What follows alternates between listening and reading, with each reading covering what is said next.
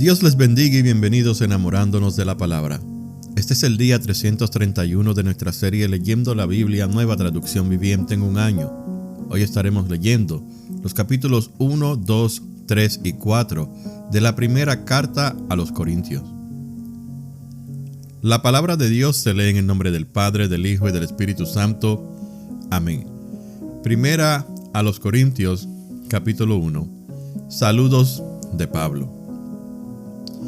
Yo, Pablo, elegido por la voluntad de Dios para ser un apóstol de Cristo Jesús, escribo esta carta junto con nuestro hermano Sóstenes. Va dirigida a la iglesia de Dios en Corinto, a ustedes que han sido llamados por Dios para ser pueblo santo. Él los hizo santos por medio de Cristo Jesús, tal como lo hizo con todos los que en todas partes invocan el nombre de nuestro Señor Jesucristo, Señor de ellos y de nosotros. Que Dios nuestro Padre y el Señor Jesucristo les den gracia y paz. Pablo da gracias a Dios. Siempre doy gracias a mi Dios por ustedes y por los dones inmerecidos que les dio ahora que pertenecen a Cristo Jesús. Por medio de Él, Dios ha enriquecido la iglesia de ustedes en todo sentido, con toda la elocuencia y todo el conocimiento que tienen. Eso confirma que es verdad lo que les dije acerca de Cristo. Ahora tienen todos los dones espirituales que necesitan mientras esperan con anhelo el regreso de nuestro Señor Jesucristo. Él los mantendrá firmes hasta el final para que estén libres de toda culpa el día que nuestro Señor Jesucristo vuelva. Dios lo hará porque Él es fiel para hacer lo que dice y los ha invitado a que tengan comunión con su Hijo, Jesucristo nuestro Señor. Divisiones en la iglesia. Amados hermanos, les ruego por la autoridad de nuestro Señor Jesucristo que vivan en armonía los unos con los otros, que no haya divisiones en la iglesia. Por lo contrario, sean todos de un mismo parecer, unidos en pensamiento y propósito. Pues algunos de la casa de Cloé me contaron de las peleas entre ustedes, mis amados hermanos. Algunos de ustedes dicen, yo soy seguidor de Pablo. Otros dicen, yo sigo a Apolos, o yo sigo a Pedro, o yo sigo únicamente a Cristo. ¿Acaso Cristo está dividido en facciones? ¿Fui yo, Pablo, crucificado por ustedes? ¿Fue alguno de ustedes bautizado en el nombre de Pablo? Por supuesto que no. Agradezco a Dios que no bauticé a ninguno de ustedes, excepto a Crispo y a Gayo, porque ahora nadie puede decir que fue bautizado en mi nombre. Ah, sí, también bauticé a los de la casa de Estéfanas, pero no recuerdo haber bautizado a nadie más, pues Cristo no me envió a bautizar, sino a predicar la buena noticia, y no con palabras ingeniosas, por temor a que la cruz de Cristo perdiera su poder. La sabiduría de Dios. El mensaje de la cruz es una ridiculez para los que van rumbo a la destrucción. Pero nosotros que vamos en camino a la salvación sabemos que es el poder mismo de Dios. Como dicen las Escrituras, destruiré la sabiduría de los sabios y desecharé la inteligencia de los inteligentes. Así que, ¿dónde deja eso a los filósofos, a los estudiosos y a los especialistas en debates de este mundo? Dios ha hecho que la sabiduría de este mundo parezca una ridiculez, ya que Dios en su sabiduría se aseguró de que el mundo nunca lo conociera por medio de la sabiduría humana. Usó nuestra predicación ridícula para salvar a los que creen. Es ridícula para los judíos que piden señales del cielo, y es ridícula para los griegos que buscan la sabiduría humana. Entonces, cuando predicamos que Cristo fue crucificado, los judíos se ofenden y los gentiles dicen que son puras tonterías. Sin embargo, para los que Dios llamó a la salvación, tanto judíos como gentiles, Cristo es el poder de Dios y la sabiduría de Dios. Ese plan ridículo de Dios es más sabio que el más sabio de los planes humanos, y la debilidad de Dios es más fuerte que la mayor fuerza humana. Recuerden, amados hermanos, que pocos de ustedes eran sabios a los ojos del mundo, o poderosos o ricos, cuando Dios los llamó.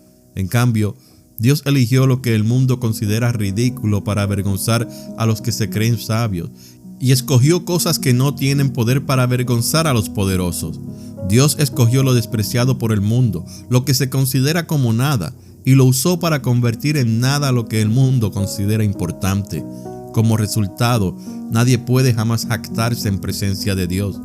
Dios los ha unido a ustedes con Cristo Jesús. Dios hizo que Él fuera la sabiduría misma para nuestro beneficio. Cristo nos hizo justos ante Dios, nos hizo puros y santos y nos liberó del pecado. Por lo tanto, como dicen las Escrituras, si alguien quiere jactarse, que se jacte solamente del Señor. Capítulo 2. Pablo y su mensaje de sabiduría. Amados hermanos, la primera vez que los visité no me valí de palabras elevadas ni de una sabiduría impresionante para contarles acerca del plan secreto de Dios, pues decidí que mientras estuviera con ustedes, olvidaría todo excepto a Jesucristo, el que fue crucificado. Me acerqué a ustedes en debilidad, con timidez y temblor, y mi mensaje y mi predicación fueron muy sencillos. En lugar de usar discursos ingeniosos y persuasivos, confié solamente en el poder del Espíritu Santo. Lo hice así para que ustedes no confiaran en la sabiduría humana, sino en el poder de Dios. Sin embargo, cuando estoy con creyentes maduros, sí hablo con palabras de sabiduría, pero no la clase de sabiduría que pertenece a este mundo o a los gobernantes de este mundo, quienes pronto son olvidados. No, la sabiduría de la que hablamos es el misterio de Dios, su plan que antes estaba escondido, aunque Él lo hizo para nuestra gloria final, aún antes que comenzara el mundo. Pero los gobernantes de este mundo no lo entendieron. Si lo hubieran hecho, no habrían crucificado a nuestro glorioso Señor. A eso se refieren las Escrituras cuando dicen: ningún ojo ha visto, ningún oído ha escuchado, ninguna mente ha imaginado lo que Dios tiene preparado para quienes lo aman. Pero fue a nosotros a quienes Dios reveló esas cosas por medio de su Espíritu. Pues su Espíritu investiga todo a fondo y nos muestra los secretos profundos de Dios. Nadie puede conocer los pensamientos de una persona excepto el propio Espíritu de esa persona. Y nadie puede conocer los pensamientos de Dios excepto el propio Espíritu de Dios. Y nosotros hemos recibido el Espíritu de Dios, no el espíritu del mundo, de manera que podemos conocer las cosas maravillosas que Dios nos ha regalado. Les decimos estas cosas sin emplear palabras que provienen de la sabiduría humana. En cambio, hablamos con palabras que el Espíritu nos da. Usamos las palabras del Espíritu para explicar las verdades espirituales. Pero los que no son espirituales no pueden recibir esas verdades de parte del Espíritu de Dios. Todo les suena ridículo y no pueden entenderlo porque solo los que son espirituales pueden entender lo que el Espíritu quiere decir.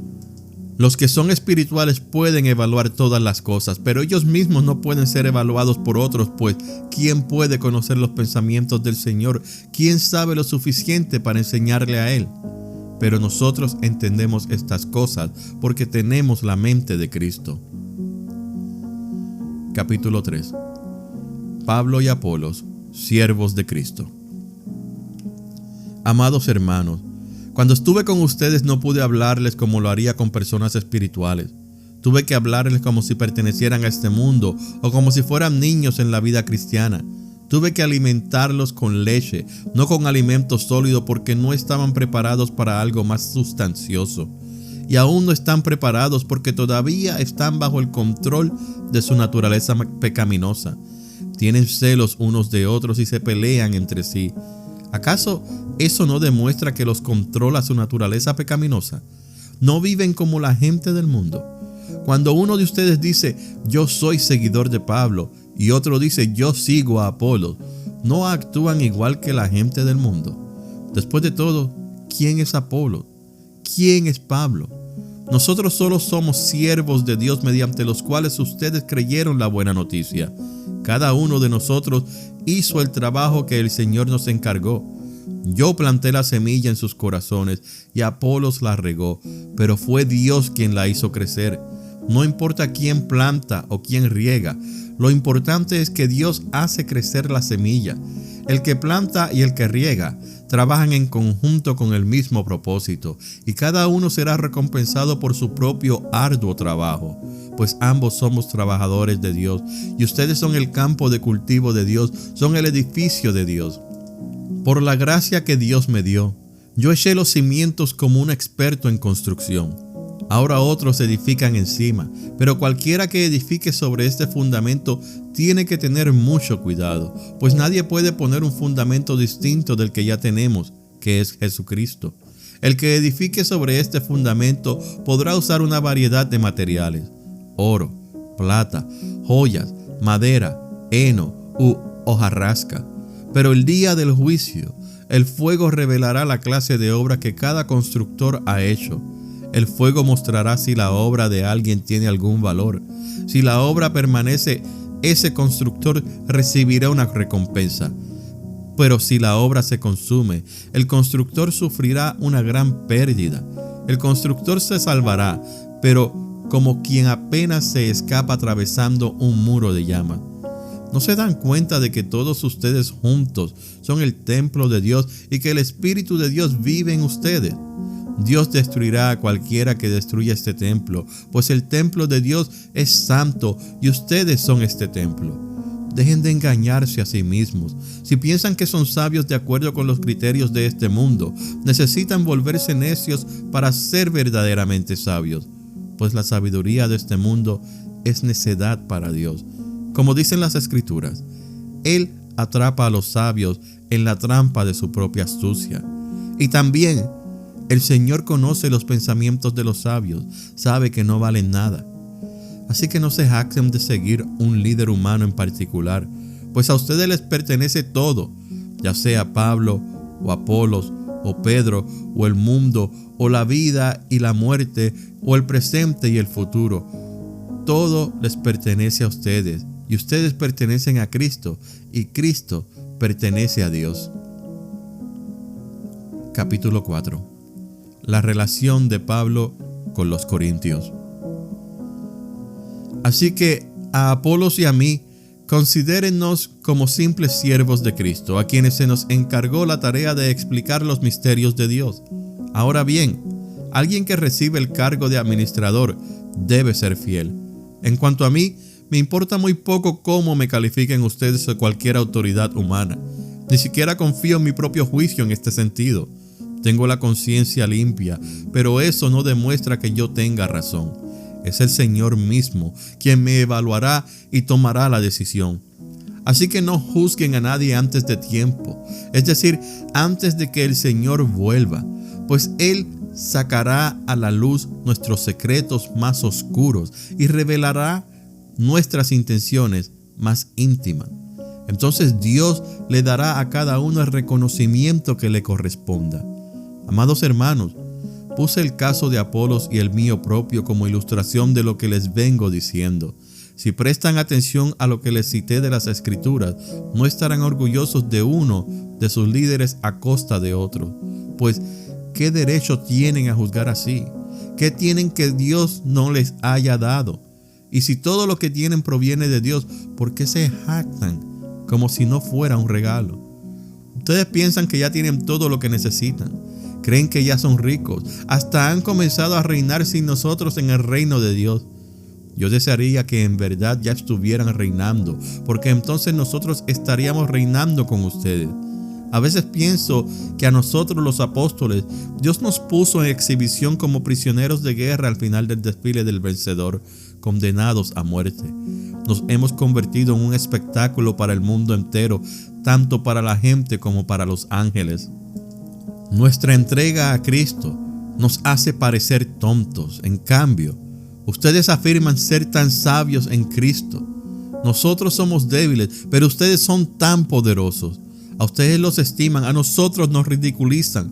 Incluso ahora mismo pasamos hambre y tenemos sed y nos falta ropa para abrigarnos. A menudo somos golpeados y no tenemos casa. Nos cansamos trabajando con nuestras manos para ganarnos la vida. Bendecimos a los que nos maldicen. Somos pacientes con los que nos maltratan. Respondemos con gentileza cuando dicen cosas malas de nosotros. Aún así, se nos trata como la basura del mundo, como el desperdicio de todos hasta este preciso momento. No les escribo estas cosas para avergonzarlos, sino para advertirles como mis amados hijos. Pues aunque tuvieran 10,000 maestros que les enseñaran acerca de Cristo, tienen un solo Padre espiritual. Pues me convertí en su Padre en Cristo Jesús cuando les prediqué la buena noticia. Así que les ruego que me imiten. Por esa razón les envié a Timoteo, mi fiel y amado hijo en el Señor. Él les recordará la manera en que sigo a Cristo Jesús, así como lo enseño en todas las iglesias en todas partes. Algunos de ustedes se han vuelto arrogantes al pensar que no volveré a visitarlos, pero iré, y pronto, si el Señor me lo permite, y entonces comprobaré si esos arrogantes solo dan discursos pretenciosos o de verdad tienen el poder de Dios. Pues el reino de Dios no consiste en las muchas palabras, sino en vivir por el poder de Dios. ¿Qué prefieren? ¿Que llegue con una vara para castigarlos o que vaya con amor y un espíritu amable?